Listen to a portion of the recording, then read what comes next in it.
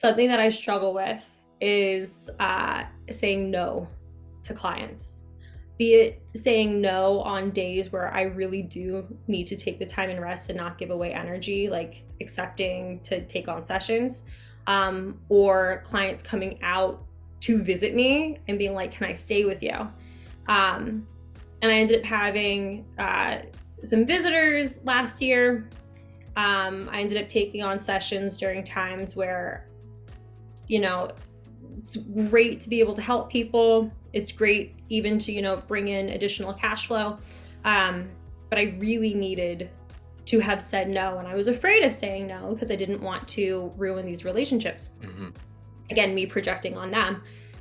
I'm sure it would have been fine. But anyways, so I started gaining the weight back because I was using food as an outlet for comfort. So we come back to January and I got in this, again, huge fight with my dad. And I remember looking at myself in the mirror and I was just like, I was so upset. I was like, I worked so hard to lose this COVID weight and now it's back. Why is it back? I'm training hard. At this point, I've already started incorporating the barbell. Everyone's telling me, use the barbell, Colleen, like it's gonna make a huge difference. And I'm just like, I don't feel. Everybody's got a solution to it, yeah. Right? So I remember reconnecting. I hadn't stopped, but the registered dietitian I work with, she was like, okay, if you wanna go into another cut phase, enough time has gone past, we can do this. And this is your time frame that we can like go hard. So I was like, okay, I'm gonna do this again. I saw that I could do this once, I'm gonna do it again. And I refuse to let anything get in my way this time so that this continues to be like a cyclical cycle. So I decided I'm gonna say no.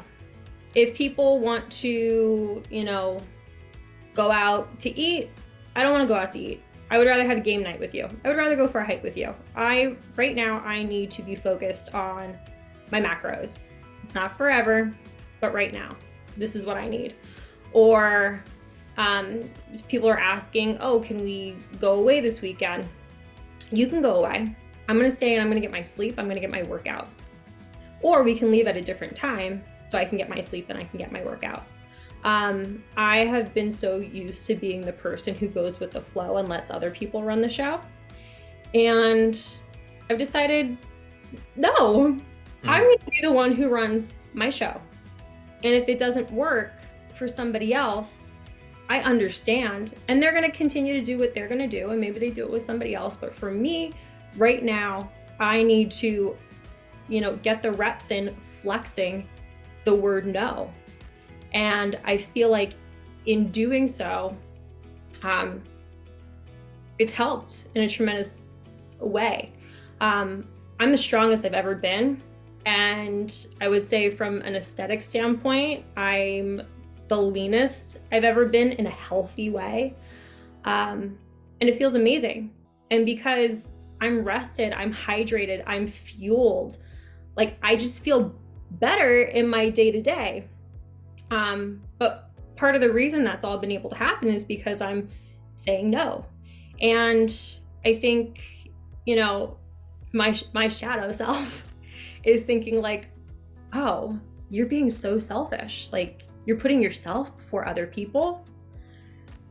Nobody's going to you have to put yourself first. Nobody else is going to put you first all of the time. So I think until people realize that you are a priority, you need to stand up for you. It's things aren't gonna change the same way. I recently changed my phone screensaver. I'll show this to you, Mike. Nobody else can see, but that's me at 5. Okay. And I keep a 5-year-old picture of myself on the screen to remind myself that you got to take care of her. Ooh, because nobody else is going through the same way. Mm-hmm.